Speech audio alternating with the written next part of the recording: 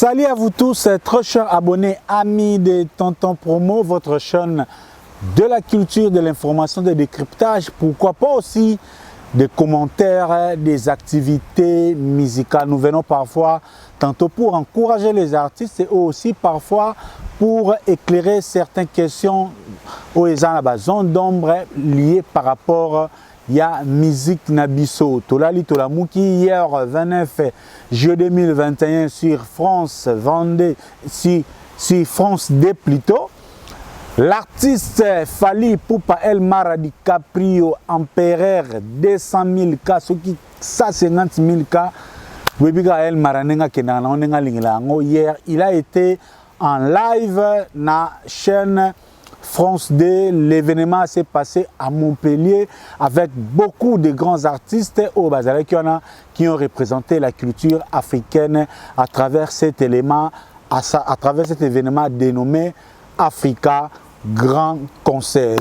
Fally Ipupa Africa Grand Concert, il y a un autre qui a commenté lelo na ebi ke na minitio ba warrior bazai akosepela bazo frotter les mains catch oyo inonsi bia kangai bango na début à semaine do ba longoli yango ki toko à travers événement haut en couleur où l'artiste Fally Ipupa a été sous les projecteurs du monde entier, suivi par les Français avec des participants français pour la plupart avec une symbiose, une pléthore de grands artistes. Il y a Afrique, pourquoi pas aussi certains artistes, il y a France, le Gola Banaza, etc., etc. Donc, bref, hier, le Congo était fier d'avoir un digne fils de son pays lui représenter valablement na événement ya Africa Grand Concert ou le qui na France 2.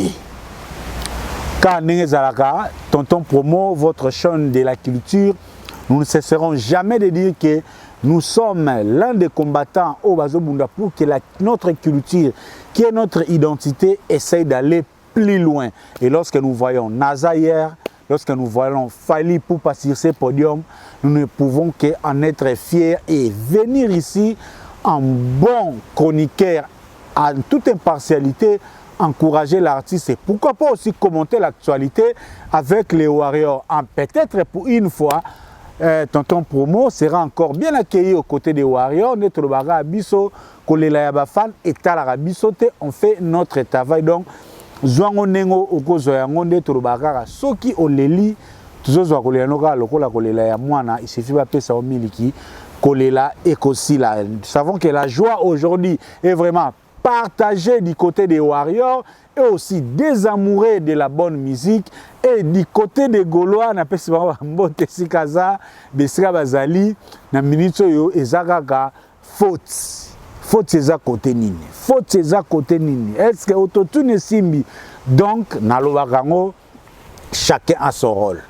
Les fans ont les l'air, l'artiste a un rôle naïe, le journaliste épée baza un rôle na bango. Et je répète, je ne cesserai jamais aussi de répéter que sans un média responsable, sans une presse responsable, musique nabiso et Koko Kende ou Sikate. À ne pas confondre chaîne.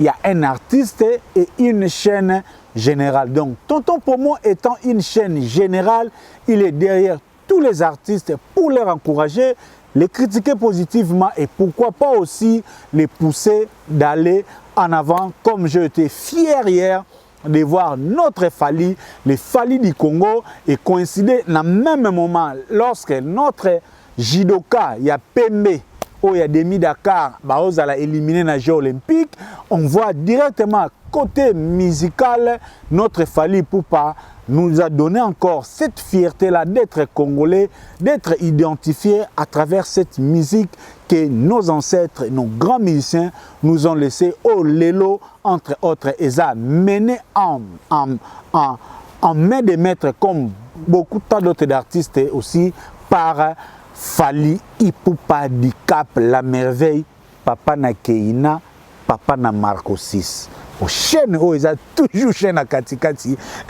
Na yebi ke ba oto so na mulimba ko comprendre. Mais bon permettre nga avant vraiment to kende na événement yango, tout commenter comment ça s'est passé, la prestation de l'artiste. Est-ce que l'artiste a été au rendez-vous? Est-ce qu'il a satisfait? Est-ce qu'il a bien représenté les drapeaux congolais? Donc, tout pilipili, nenge kaka ezalaka lorsque un grand événement est outil koleka. Mais lelo, s'il vous plaît, baye onyo se va soutenir tonton promo, baye yanga. Nazo senga bino exquise, nazaka amutu. Bolimbisanga, lelo nakobwaka mutu te. Émission Oyo, eza sans libanga, parce que quelqu'un, un grand mécène, un grand sponsor, en l'occurrence, Messier Apo Mayala asombi exclusivité ya libanga na émission Oyo. Vous savez que nous sommes une chaîne, une entreprise, une chaîne commerciale. Donc, entre autres, nous avons une visibilité et promotion na ya batu. Donc, Monsieur Apo Mayala, l'homme du moment, na Londres, asombi mabanga. Donc, moi, ceux qui n'ont pas qui moutou soir, porter une plainte. C'est le contrat que j'ai signé. Caché n'a vu combien j'étais pour na boy lobby bata nyongo balandanga o yo zimbongo boye futa nyongo nanga. Mais ce que j'ai touché depuis na banda musala o soki nga na ndimi na bwaka mutu mususu te lelo na bwaka kaka Apo Mayala. Parce que les gars à solo ni nazo bengesko Apo Mayala, l'homme du moment. Apo Mayala na London, l'homme du moment, l'homme de Yves Saint Laurent, l'homme de Dolce Gabbana, l'homme du moment. Pour, il faut se le dire, mukili ndenge tambulaka nzambe aza roulage certes, mais nzambe aza nzambe ya ordre, nzambe asalaka na temps. Donc nzambe a décidé lelo na Londres mutu mbongo ezala Apo Mayala.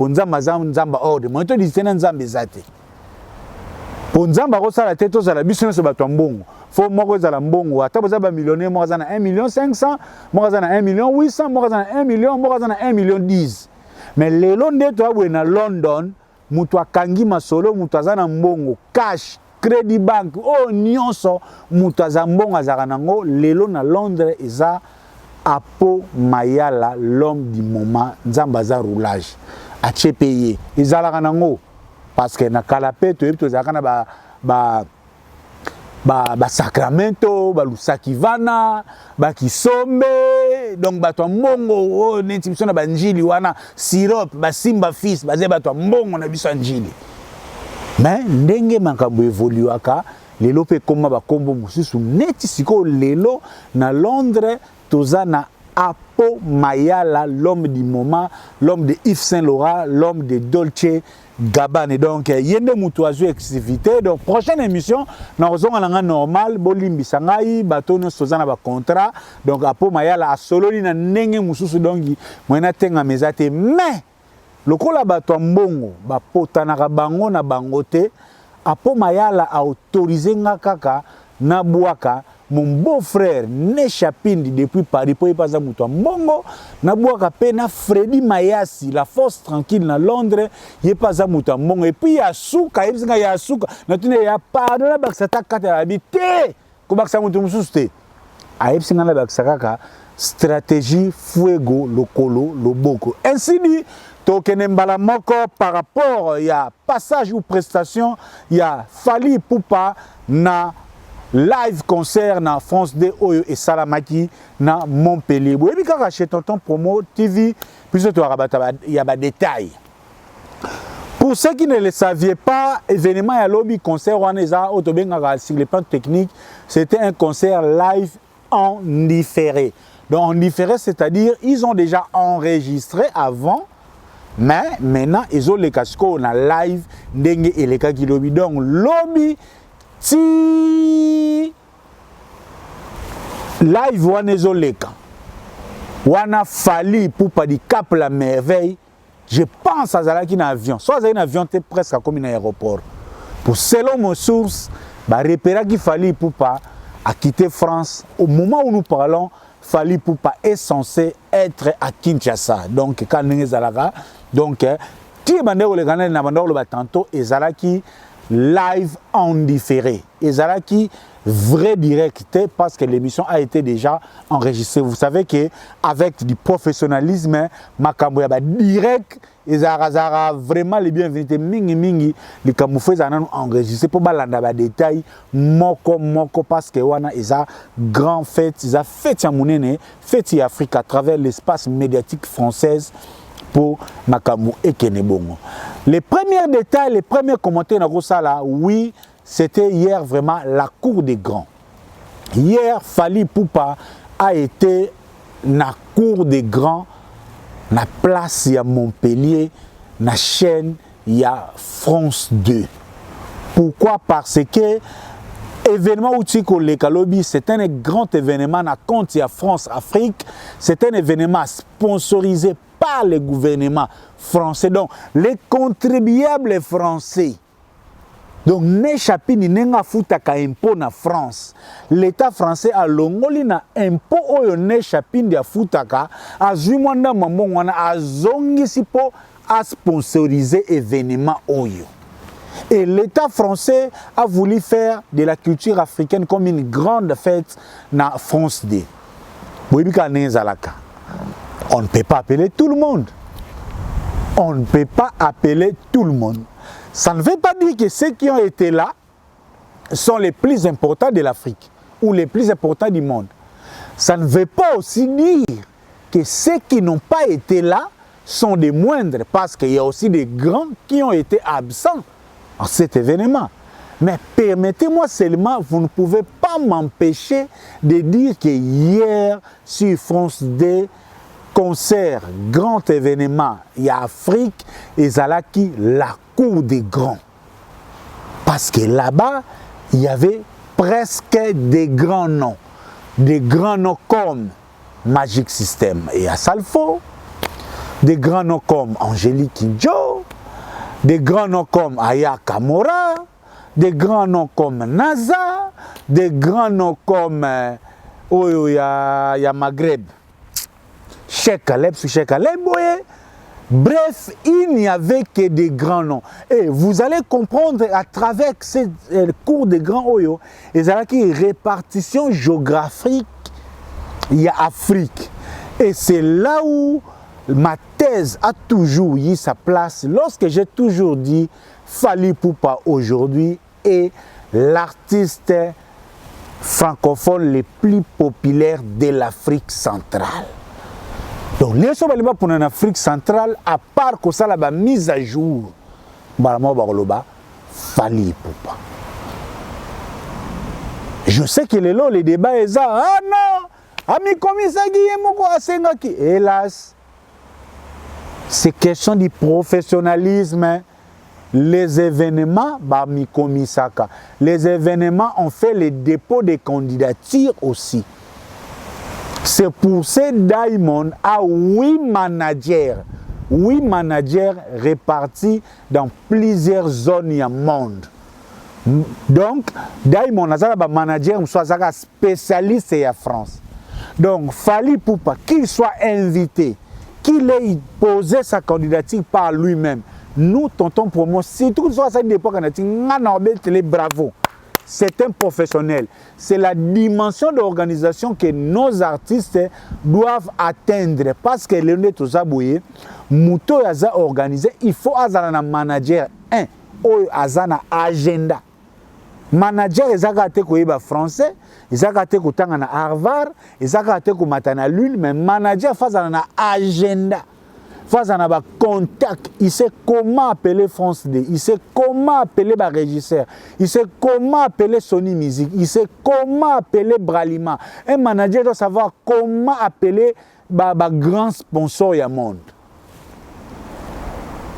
C'est là où moi je salue la présence de Fally Ipupa, empereur 200K, dans l'événement Oyo. Parce que Fally Ipupa est l'un des rares Congolais, au-delà de tout ce qu'on peut dire, qui se laisse diriger. Surtout par des professionnels Oyapoto. ba edi badiata ba keli na longo libino te bozaka na nzungu na bino wana ya mburiema na tiki bino. Tout le monde sait que fali azana de nzungu, nzungu moko ya ba keli ya mburiema ya ba koloke ya ba badiata, mais azana nzungu mususu oyo eza nzungu ya poto oyo esalaka makambo na ba norme. Nzungu oyo ya poto mutu ememi siko fali esika azali. Awa eza makambo ya ba ferganite, eza makambo so ya banani te boya kobombelenga ba torse. Bino nazana biloko na nzungu na bino tibo kobongisa. Tibo kobongisa. Ce n'est pas le sujet aujourd'hui. Bref, nous restons dans cet état d'esprit festif pour Nagolobake. Hier, Fally Ipupa a représenté le Congo à travers ces grands événements. Avant que nous soyons dans détail, fierté ou prestige ni un événement. Oh, certes, nous avons un format festival, ils ont échelonné depuis un temps d'enregistrement, beaucoup d'artistes se bazoya devant un public prêt déjà à savourer les œuvres. Il y a culture africaine. Mais on peut noter à travers cet événement le professionnalisme, la lumière, les podiums, les publics, les artistes, les groupes d'accompagnement. Ça inspire, ça séduit même, ça séduit. Si tu veux filmer, vous avez une caméra, ils ont traveling. Traveling sur le français, le français comme mais Zambi. Bref, ozomona caméra ezana singa ekei ezozonga, donc ozomona chaque artiste azali vraiment na lumière na ye, azana scène na ye, donc tout est calé, tout est organisé na moindre détail na yango. Nazaka toujours na côté technique ya événement. Vous allez comprendre maintenant que Jires Makaya ou bien de Goma ou bien Jenga de London, ce qui va kangaki Gucci, que tout rôle sous autotune pe sa contre-temps na yebi sarabino déjà wana ezama kama mindele kuna ya kama ba jino lia kité kuna eza ba professionnel vrai, professionnel avec grand P, donc tout est mis en règle. Autotune solo li kitoko, autotune et solo li séquence el maralère azoni ya tabanzembo ya tokos, au senti que tout est réglo, tout son et lumière, tout est réglo. Et un autre côté positif, et c'est là où maintenant Fally Ipupa peut se réjouir aujourd'hui par rapport à son concept tokos. Vous voyez que maintenant, voyez comment Fally Ipupa a été très à l'aise. Donc, prestation ya Fally, prestation ya NASA. Et ça, on a le là, des Français va prester na podium, mais qui sont d'origine congolais. Parce que na Fally, na NASA, va prester na ba presque na ba même concept. Surtout des chansons en français. Oh, Fally Ipupa azo kufela lelo yo, azo kufela mwana ngani ya mama Monique, mwana ngani ya papa Ntimba. Oyo azo kufa na concept ya musique urbaine, mixage wana. Et Fally aujourd'hui, cet événement lui a donné raison parce qu'il ne devait prester que pendant 5 minutes. Sikoyo yo yaka na événement oyo ozana nzembo ya kumpanda, nzembo ya si je savais ça 8 minutes, siko ba pesio 5 minutes orubeta ngondengeni. Et vous sentez comment l'artiste était très à l'aise même par rapport à timing au PC, parce que banzembo tokos de c'est tout au plus 3 minutes, nzembo ça ba 2 minutes, donc l'air à côté bena beti likolo na ayemba alongo libo un coup pas er moi leki kuta swabi wutu kelektina wutu ma tomoli yango ngobeka Fally jamais ko lekesika santika empreinte ya luketo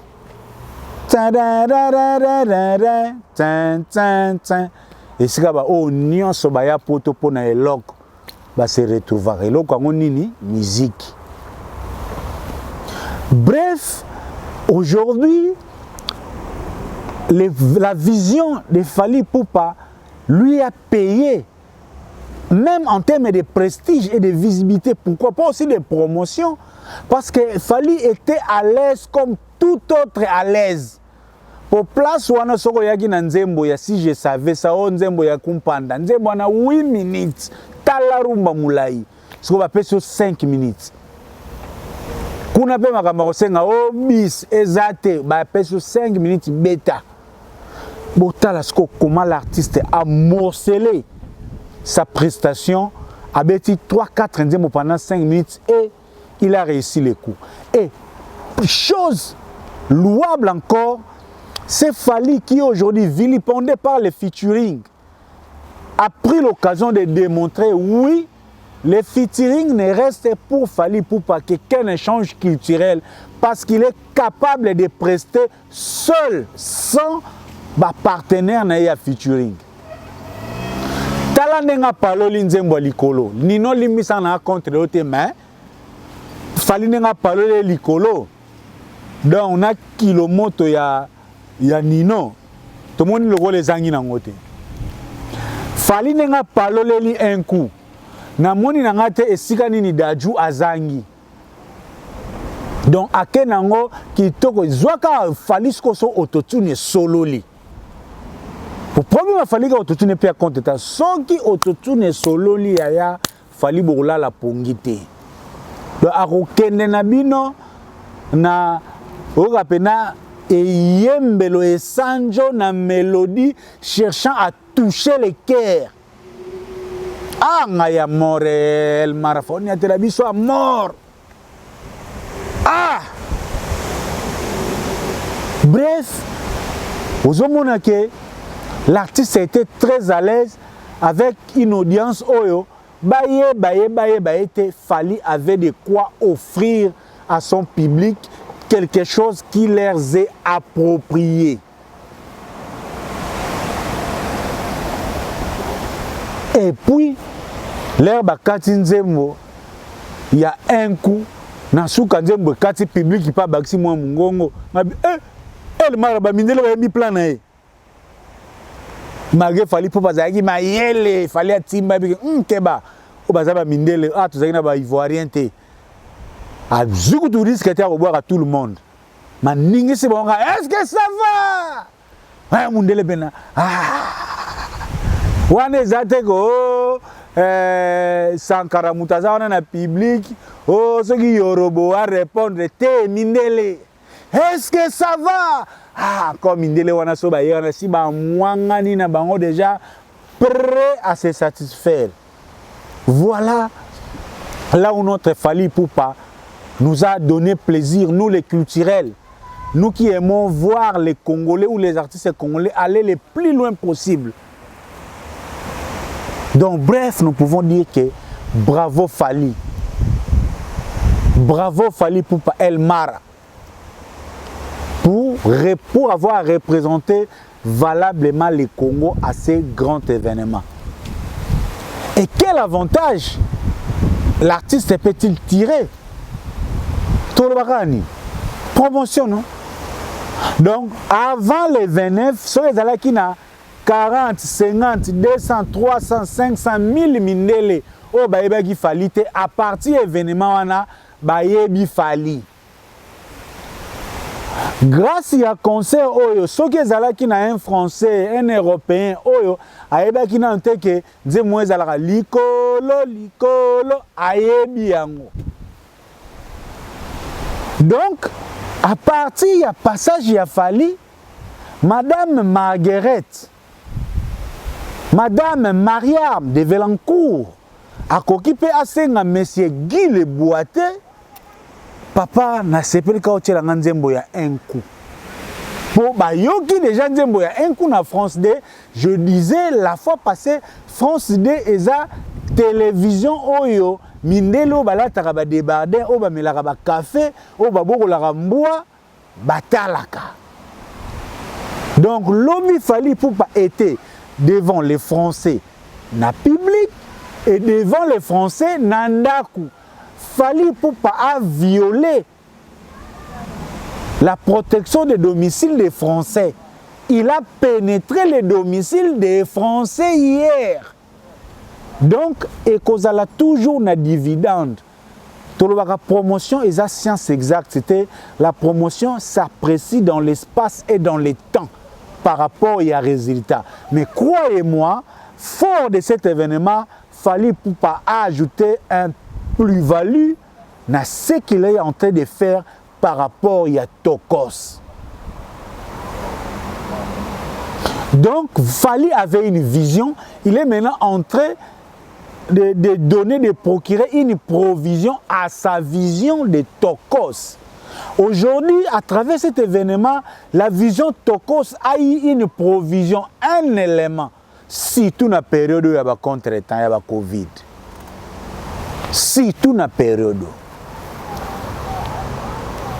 Côté présentation autour de l'obate, Webi Fally Baza Batoyo.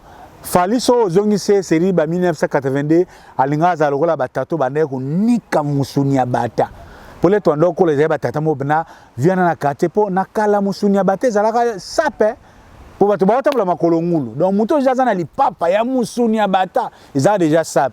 Donc Fally so za ba jara ba papa oyo ba nikaka donc musunya bata no mo bna nika kota go mwana. Soin. Encore sur une image de Mundele. Si vous avez un concert, talango na plasma lokola ya Joël Boulouba ya 85 pouces. Et Nzambe nangaye nazana content na boire batu misuste. Pardon, après ma la limbi sangana lo bagata kotopo na émission ya toto pour meza ya lengi. So talango na plasma ya munene. Nenge et Nzambe mwana baka bat ba contrôle pesa passe pardon, émission ici la canazon et la batunanga. Donc bref, si vous avez la émission ya Fally sikoyo na plasma ya munene. Vous avez chance au bala, ou na vrai chéri. Ndenge chapindi a zo occasion amona ke na ngiringiri basi bazate ayane ko bala na njili. Si vous avez la Fally Poupa na France 2, non, c'est 5 minutes de bonheur, c'est 5 minutes de prestige. Et c'est 5 minutes de joie parce que Fally a fait la fierté du Congo à travers ce spectacle. On ne peut pas être là, un tonton promo culturel. Je n'aime même pas les temps que nous luka faut chez Zawapi. Je laisse cette guerre entre guerre et Abafan. Mais moi, comme un culturel, comme un média responsable, impartial, quand j'ai déjà vu 50%, 70%, 80% de positivité, je ferme mes yeux pour les à côté. Je vous laisse gérer les à côté. Laissez-moi commenter les côtés positifs de ces grands événements. Parce que Fally nous a honorés. Fally a honoré le Congo. Ceux qui voient, ceux qui nous regardent de l'extérieur ne verront pas nos petites discussions de bas étage. Ceux qui nous voient de l'extérieur ont vu hier un Fally Poupa qui a bien presté, qui a bien vendu l'image du Congo. Et pour deux moments, ce qu'on a bien fait, c'est que la couleur à drapeau. Si on a la couleur à Benabi, couleur à Congo. La taille rouge, couleur à Congo. Si on a moni jaune, couleur qu'on a. Ah, le Congo était présent. Fally hier nous a soulagé par rapport à Mawaya Jidoka ou à éliminer Bisso. Bref, voici notre commentaire en tant que culturel, en tant que chroniqueur, en tant que journaliste indépendant. Oh, Tolinga Gitoya, Tosala Lelo, Toye Bisabino, que hier c'était la fierté du Congo. Je suis tenté de dire à tout le monde, Neto Sarana Mabala, Moninga Bali Sepela. Je suis tenté de vous dire Moninga Beti Sepela. Moninga Beti Sepela. Jires Makaya Fungula Mutema Okufa na ote Beba Makambego Yebele Soki Bokanga Fally Catch Bokanga Bino Catch.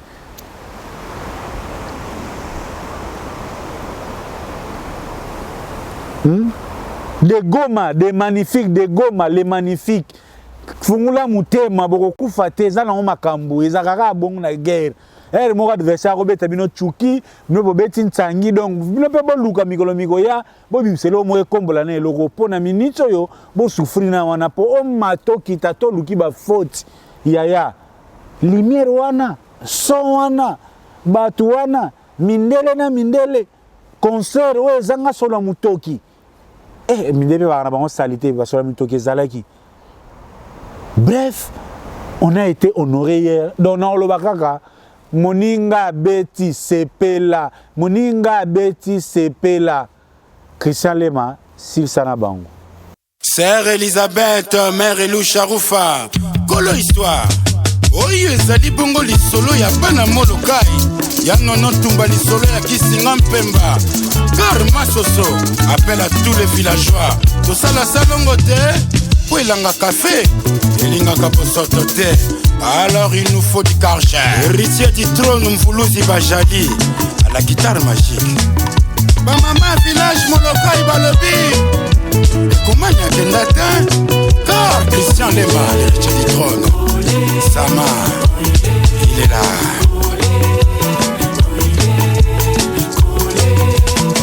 Lelo mokolo ye sengo na kati ya village. Lelo mokolo ye sengo na kati ya village. Colonel Jagger, Mani les monstres. Ikole koinda kasimbule zono kate. Ikole koinda pourquoi mbule zono kate. Mère fraîche na mama leki na molokai. Balobeza kinde mokolo esengo. Ya ichuma masoso alobi betandelo kole. Kotosakisa ba mama nyoso ya vila. Mama Tinga, Lili Ringo, Renzo Marie. Le vieux Robert Kiliba, Motetela ya Mbongo, cheval blanc. Akona Bouboul, Marie-France Chungu. Osonde falanga riva de l'Opipo. Kokoringo de Fisanga Monsolo. Ingénieur Souffé de Fisanga Monsolo. Le set de guerre de Fisanga Monsolo. Kolengombe na Kingombe. Ishayaba Erikistan. Simon Mafingae. Pito Marseille, Yassa Trezaza, Ogi Bangae, Charlie Play, Christian il en faut Willy Malila, Jerry Wacher, Oyokabiso, Tokondimba, Messi, Dosila sa famille redorée.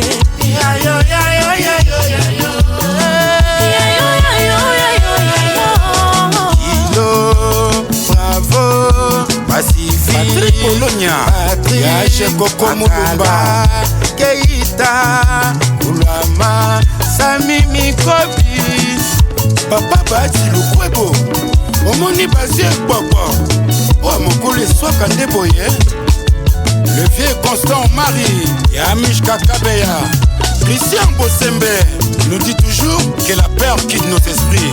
Yaki Bochar Moulongo, Papi Moussongo prix Nobel. Freddy Galliano, président Cyril Motoko, Yuka Chika Udemba.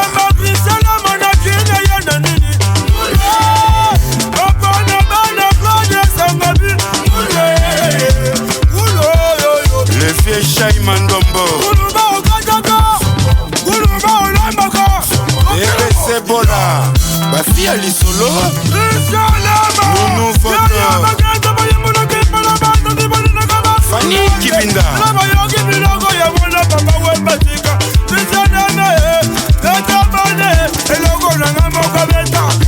le vieux Jean-Marie Kassamba, Bailon Gaïbene, Messi le maire.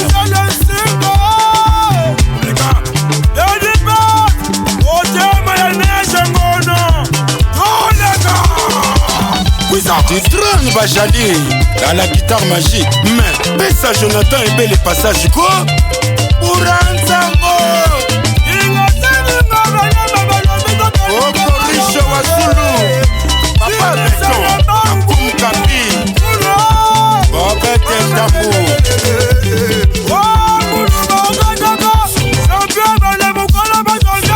Enzo Koli Mongame